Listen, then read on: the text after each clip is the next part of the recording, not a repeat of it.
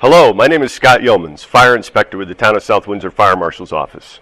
The Fire Marshal's Office is responsible for a variety of functions for the town and the community as required by state law.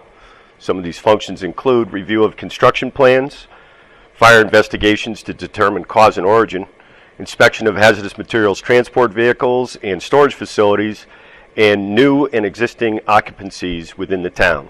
Some of these occupancies include assembly occupancies, educational, daycare, healthcare, and residential occupancies. I am currently responsible for the inspection of multifamily dwellings. These are buildings that have 3 or more dwelling units located within the building, such as apartments or condominiums. The Connecticut State Fire Code refers to these simply as apartment buildings. We do not inspect single-family or two-family homes, but should you have any questions or concerns, feel free to call us for assistance. First, I want to be clear that the intent of the inspections is not to discover violations. The intent is to ensure compliance with the Connecticut Fire Safety Code. The code provides minimum requirements for safety to life, such as smoke alarms for early warning, and to help ensure egress in the event of a fire or other similar emergency. Why are these inspections so important, and why are they required by law? In 2008, more than 400,000 residential structure fires were reported in the U.S. Nearly 1/3 of those fires were in apartment buildings. 3,320 civilians in the U.S. lost their lives to fire.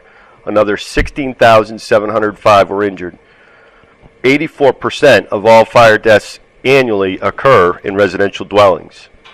In an effort to serve you better, I'd like to talk about what we look for during our inspections so you understand how the process works. When inspecting apartments, the first area we focus on is the common hallways and common areas. There shall never be storage in the common hallways used for exiting. Storage or accumulation of trash in a corridor used for exiting increases the fire potential, increases the fire load, and most likely will block your exiting from the building in an emergency situation. We also look at storage areas to ensure that hazardous materials are not being improperly stored, which could jeopardize the safety of all occupants of the building.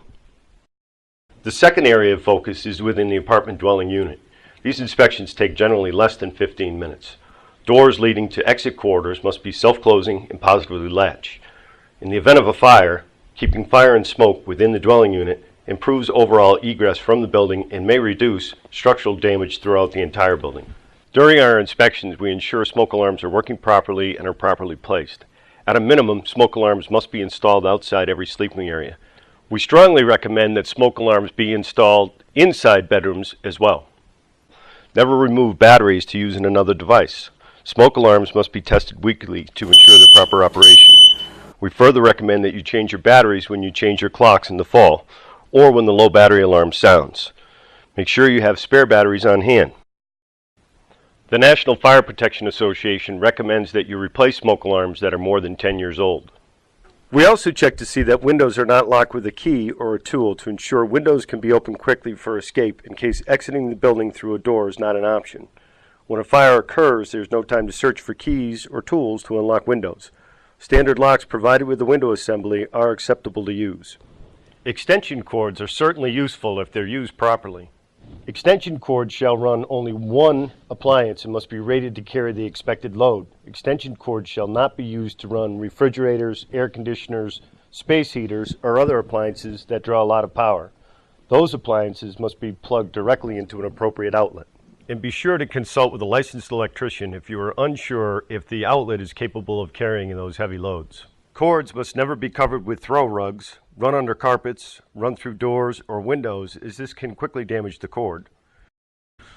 Computer systems can be run by a power strip. Power strips must be UL listed and should have overcurrent and surge protection. As a reminder, Connecticut general statutes prohibit the use of kerosene heaters in apartments. Other space heaters, such as electric heaters, must be used safely. Keep space heaters at least 3 feet away from combustibles such as curtains and furniture. Gas grills can be used on ground level and upper floor decks and balconies. 20-pound propane cylinders must be brought to the upper deck by an outside stair leading directly to that deck. If there is no outside stairs, 20-pound propane cylinders shall not be brought into common areas or through the dwelling unit. Should that be the case, a 2.5-pound cylinder or smaller shall be used, as those are permitted to be brought into the common areas. Remember to keep the grill away from the building, siding, and the railings of the deck to prevent a fire. When we schedule an appointment to inspect your dwelling unit, the occupant must provide access to the unit. Owners of rental units cannot provide access unless the occupant or the tenant approves. In order for someone other than the occupant to provide access, we need a sign release form, which is located on the Fire Marshal's website.